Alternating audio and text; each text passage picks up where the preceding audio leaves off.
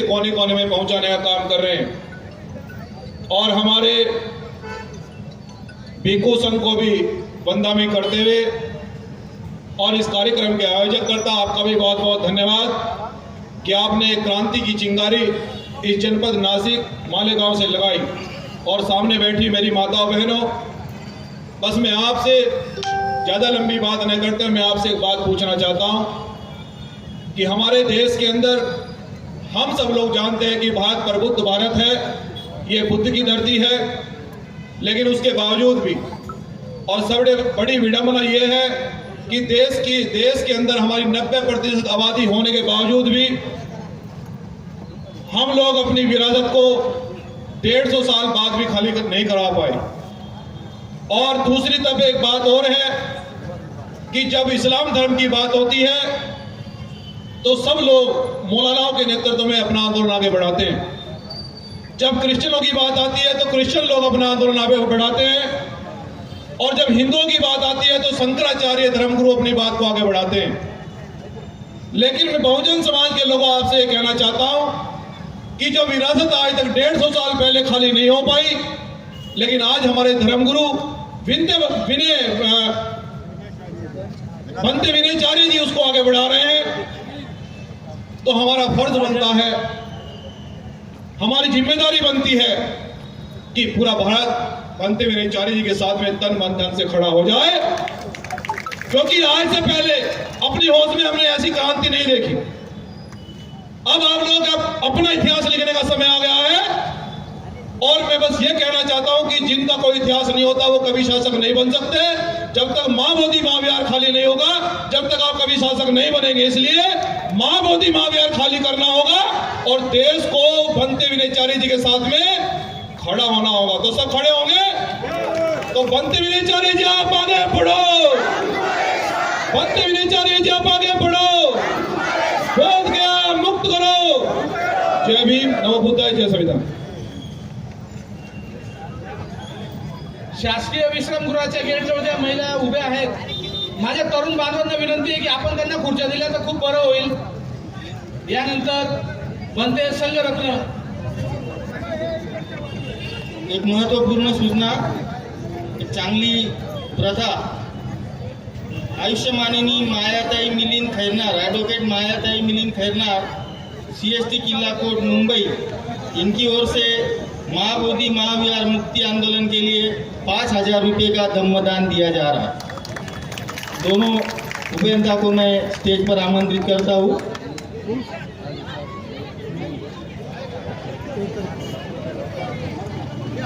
₹5,000 का धम्मदान इनकी ओर से आदरणीय संघ को दिया जा रहा है।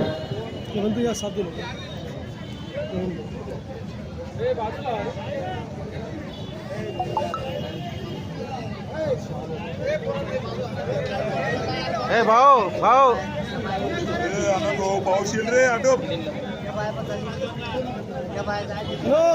भैया थोड़ा हमारा भी कैमरा लगा हुआ है, कैमरा लगा हुआ है तो बराबर में आ जाओ ना। यानंतर बनते संघरत्न यांना विनंती करतो की आपण आपले धम्म दिसले द्यायची।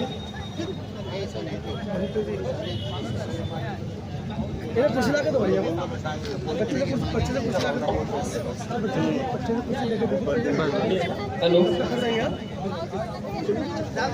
प्रज्ञा, शील आणि करुणा यांचे उद्गाते,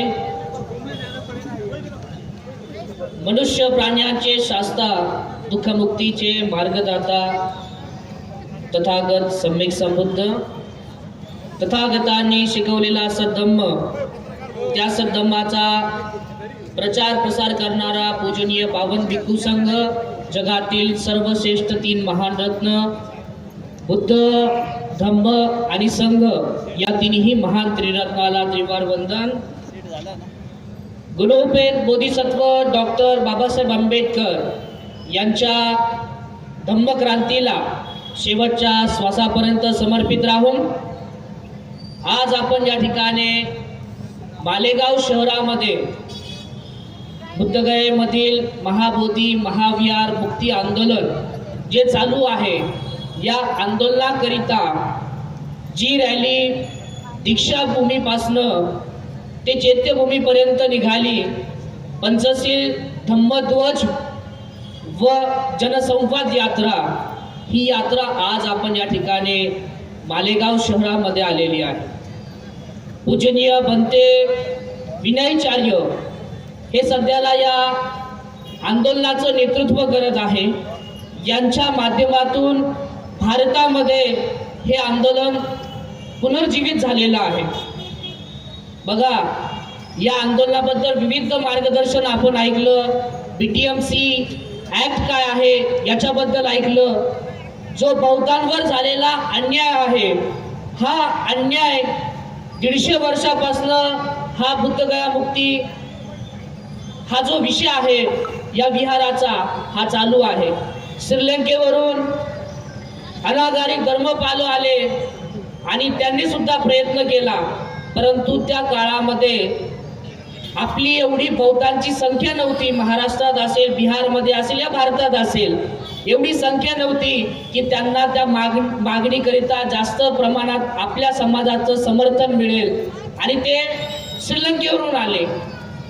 काही अनेक वर्षानंतर मागील जे आंदोलन सुरू होतं, बनते सुरेश ससाई यांनी ते आंदोलन सुरुवात केलं पुन्हा एकदा. आणि सुरेश ससाई बनतेने सुद्धा आंदोलन बऱ्यापैकी मोठं केलं, परंतु तेव्हा सुद्धा लोकसंख्या खूप कमी पडली. ते सुद्धा भिक्षू जपानवरून आले. परंतु प्रथम भारतामध्ये एक भारतीय बौद्ध भिक्षूच्या माध्यमातून हे आंदोलन पुन्हा उभं राहिलेलं आहे. आपण बघा, प्रत्येक धर्मगुरूंचा अनुभव घेऊया. कुठलाच धर्मगुरू हा समाजासाठी आतापर्यंत जेलमध्ये गेलेला नाहीये. पहिले बंदी जे आहे 68 दिवस जेलमध्ये राहिले. 68 दिवस बिहार राज्यामध्ये जेलमध्ये राहिले. आतापर्यंत कोणत्याच भिक्षूला कधी जेल बघितलं नाही. महाराष्ट्रामध्ये तरी बऱ्यापैकी कधीच असं झालेलं नाहीये. परंतु बिहारमध्ये असलेलं जे वातावरण आहे, आपण इथे खूप आवाज करतो, इथे खूप मोठं संघटन आहे आपलं, इथे खूप मोठी आपली लोकसंख्या आहे, परंतु बिहार राज्यामध्ये बौद्ध लोक नाहीये. आणि आपण टीव्हीवर, न्यूजवर ऐकत राहतो, विविध बिहारबद्दल न्यूज येतात. बिहार किती क्राईम क्षेत्र आहे, बिहारमध्ये किती क्राईम होत राहतात, आणि त्या क्षेत्रामध्ये घराघरामध्ये तिथे बंदुकी आहे. आणि त्या लोकांमध्ये बनते विनयचार्य जाऊन आंदोलन करतात निर्भयपणे, कुठल्याच प्रमाणामध्ये कुठलीच प्रकारची भीती नाही. असा भिक्षू आज आपल्याकडे आपल्या भारतामध्ये तयार झालेला आहे. आणि या भिक्षूंना, अशा भिक्षू संघाला, अशा आंदोलनाला आपण निस्वार्थ मनाने सपोर्ट केला पाहिजे. मला वाटतं मालेगाव शहरामध्ये संघर्षाबद्दल सांगण्याचं विशेषतः गोष्ट नाहीये. समोरच उदाहरण आहे बाबासाहेबांचा पुतळा. किती वर्षाचा संघर्ष होता ना? 22 वर्ष झालं पूर्ण. असाच मालेगावांनी पुन्हा एकदा संघर्ष सुरुवात करायचा आहे. महाबोधी विहार मुक्त करण्यासाठी आपण सुद्धा, मला वाटतं, कुठेच कमी पडलेलं नाहीये. आज संख्या बघतोय, पाऊस आलाय, एवढा मोठा पावसामध्ये सर्व ओले झाले, अगदी दूरपर्यंत भर पावसामध्ये आपण रॅलीमध्ये आलात, खूप आनंद वाटला. अशाच पद्धतीने या बुद्धगया महाबोधी विहाराचा जो ॲक्ट आहे त्याला रद्द करण्यासाठी आपण सुद्धा पुढे राहिलो पाहिजे. आपण कुठल्या प्रकारचं कोणत्याच धर्माला विरोध करत नाहीये, कुठल्याच समाजाला विरोध करत नाहीये. हा आपला हक्क आहे. बौद्ध लोकांवर जो झालेला अन्याय आहे, 1949चा जो कायदा आहे, भारताला स्वातंत्र्य मिळाल्याच्या नंतर 26 जानेवारी 1950ला संविधान भारतामध्ये लागू केलं. आणि जेव्हापासनं भारतामध्ये हे संविधान लागू केलं तेव्हापासनं हा BTMC ॲक्ट ऑटोमॅटिक रद्द झाला पाहिजे होता. परंतु ॲक्ट आज सुद्धा आपल्याला स्वातंत्र्य होऊन 78 वर्ष पूर्ण होत आहे, परंतु तरी सुद्धा हा बौद्धावर असलेला अन्याय आतापर्यंत आहे.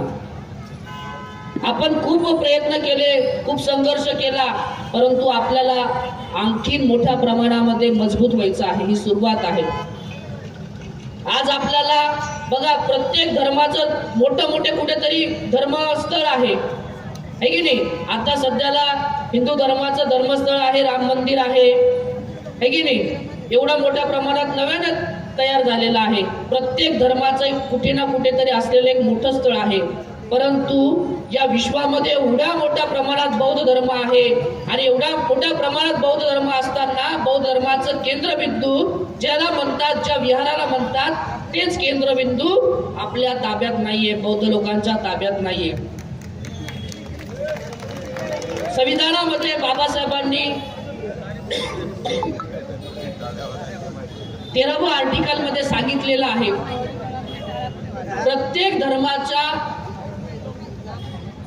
प्रत्येक धर्माला त्यांच्या धर्मस्थळावर व्यवस्थापना बघण्याचा अधिकार आहे. हे संविधान सांगतं. बिहार राज्य हे काय भारताच्या बाहेरचं नाहीये, त्याला सुद्धा संविधान लागू आहे. परंतु बघा किती मोठा आपण या सरकारला नाव ठेवतो, सध्याच्या असलेल्या सरकारला नाव ठेवतो, बीजेपीला ठेवतो, विविध पक्षाला नाव ठेवतो. परंतु हे सुद्धा बघा, तेव्हा सरकार कोणाचं होतं? सरकारला नावं ठेवून शिव्या देऊन फरक पडत नाही. ही व्यवस्था तशी आहे. आपल्यावर एवढा वर्ष अन्याय झाला, ही व्यवस्था तशी केली आहे का?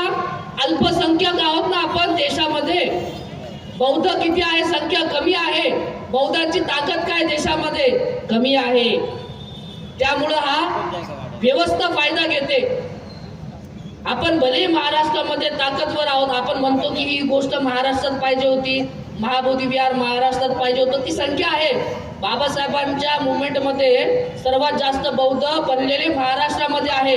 परंतु आपल्याला पूर्ण भारतामध्ये काम करायचं आहे. आपल्याला बौद्ध पूर्ण भारतात मजबूत करायचं आहे आणि या व्यवस्थेला दाखवून द्यायचं आहे की आपला समाज पण कुठे कमी नाहीये. आपण सुद्धा सुशिक्षित झालो पाहिजे. आता आपण म्हणतो की जे विहार सध्या ज्या लोकांच्या ताब्यात आहे, त्या लोकांची संख्या आपल्यापेक्षाही कमी आहे देशामध्ये. आपल्यापेक्षाही टक्केवारी कमी आहे, आपल्यापेक्षाही मायनॉरिटीमध्ये आहे, तरी सुद्धा ते आपल्या बौद्ध स्थळावर राज्य करतात. किती लाजिरवाणी गोष्ट आहे. आपण एवढ्या मोठ्या संख्येमध्ये असताना देखील सुद्धा हे बुद्धगया महाविहार मुक्त करू शकत नाहीये. तर आपण सुद्धा यामधून शिकलो पाहिजे. आपला समाज बाबासाहेबांनी सांगितल्याप्रमाणे शिक्षणामध्ये पुढे जोपर्यंत जात नाही, आपले हक्क काय आहे, संविधानामध्ये आपले हक्क काय आहे हे आपल्याला माहिती नाही, तोपर्यंत आपल्याला या सगळ्या मुवमेंटमध्ये सक्सेस होण्याचे चान्स खूप कमी आहेत.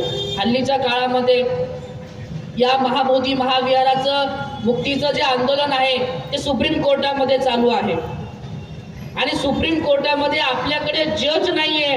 बघा, आपल्याकडे पॉवर कमी पडतीये की ती केस लढायची आहे, त्याला सुद्धा आपण परिपक्व नाहीये. आपल्या समाजातला असा एकही वकील नाहीये की तो सुप्रीम कोर्टामध्ये जाऊन याला मोठ्या प्रमाणामध्ये यश मिळवून देईल. ही कमतरता आहे आपल्या बौद्ध समाजाची, याची सुद्धा जाणीव आपण केली पाहिजे. आपण आहात खूप ऍक्टिव्ह आहात, कुठल्या प्रकारचं कार्य करायचंय, कुठल्या मुवमेंटला आपण मोठ्या संख्येने येतात, घोषणाबाजी करतात, फुल एनर्जी आणतात. परंतु हे एक दिवसाचं आंदोलन नाहीये, आजचं आंदोलन नाहीये.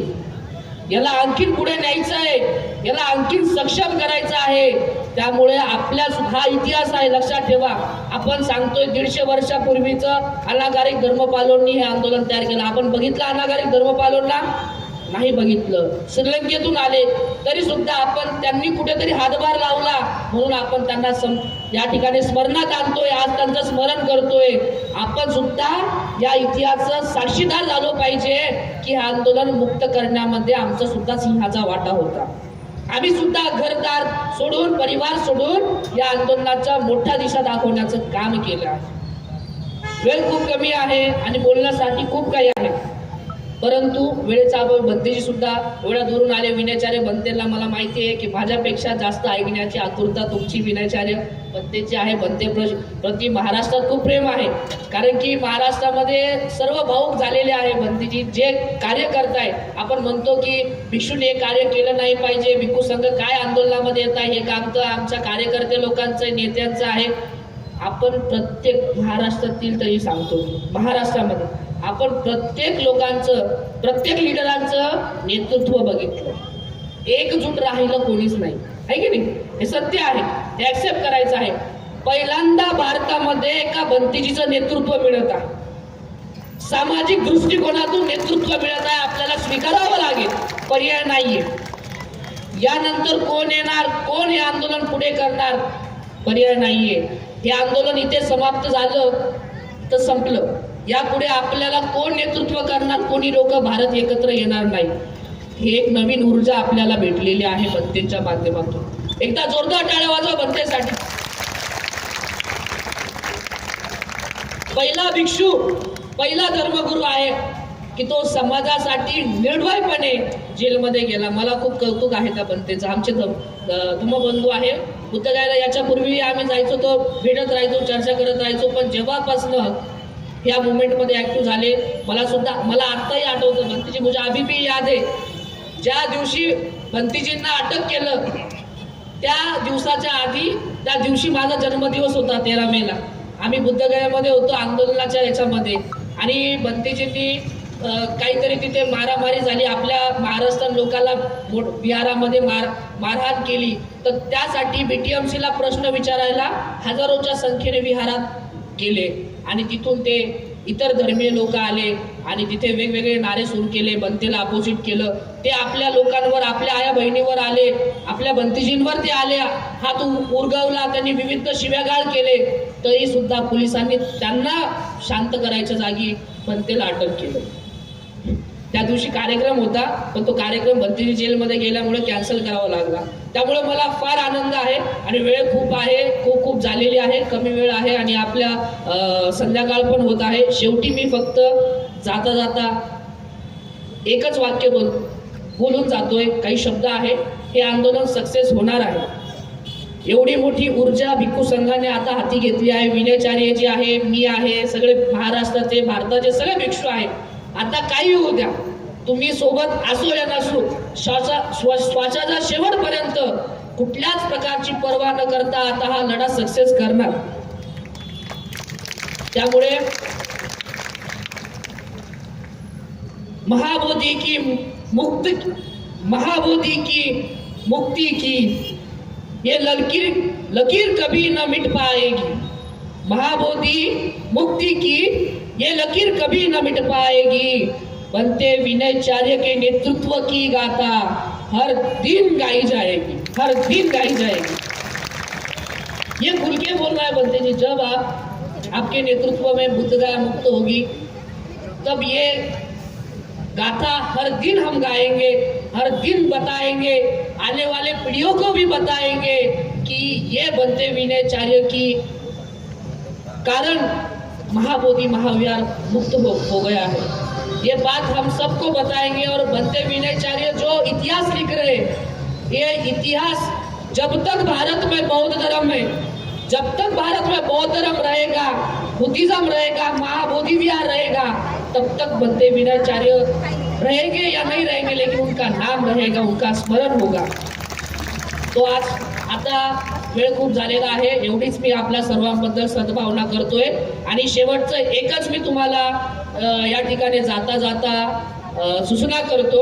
हे आंदोलन खूप मोठं आहे, देशभरात फिरावं लागतं. मी बघतोय काही दिवसापासून महाराष्ट्रासोबत आहे, महाराष्ट्राच्या बाहेर होतो, परंतु दररोज एवढे सर्व भिक्खू संघाला गाडी आहे, डिझेल आहे, पेट्रोल आहे, ती बस आहे, त्यांचं जेवण आहे, आपण करतात नियोजन प्रत्येक ठिकाणी, परंतु खूप खर्च आहे. आणि हे आंदोलन न्यायपालिकेमध्ये सुद्धा सुप्रीम कोर्टात दिल्लीला आहे आंदोलन, आणि दिल्लीमध्ये सुप्रीम कोर्टाचे वकील सुद्धा लाख 2 लाख 3 लाख 4 लाख 5 लाख पर्यंत एका केसची सुनावणी करण्यासाठी पैसे घेतात. खूप पैसा लागतो या आंदोलनाला. त्यामुळे मालेगाव एवढ्या मोठ्या उत्सवामध्ये आपण समर्थन दिलं, एवढा भर पावसात आपण या ठिकाणी समर्थन देऊन या ठिकाणी उपस्थित राहिलं आणि या आंदोलनाला समर्थन केलं. ही दानपेटी आहे, किती खाली दिसतीये. मालेगावचं नाव इथून गेल्याच्या नंतर भरून गेलं पाहिजे की नाही? काय वाटतं तुम्हाला? गेलं पाहिजे? कोणाला वाटतं गेलं पाहिजे? हात वरती करा. वाटतं ना?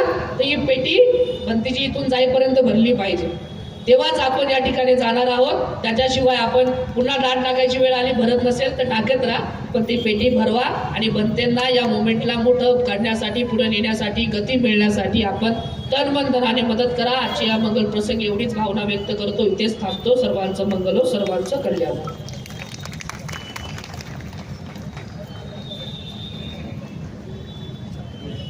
त्यानंतर पुन्हा एकदा या आंदोलनाचे प्रणेते आदरणीय बनते मीनाचार्य हे आपल्यासमोर त्यांची धम्मदेशना देण्याच्या अगोदर, त्यांचे विचार ठेवण्याच्या अगोदर पुन्हा एकदा आपण जागृत होऊया, इतके जागृत होऊया की बनतेजींचा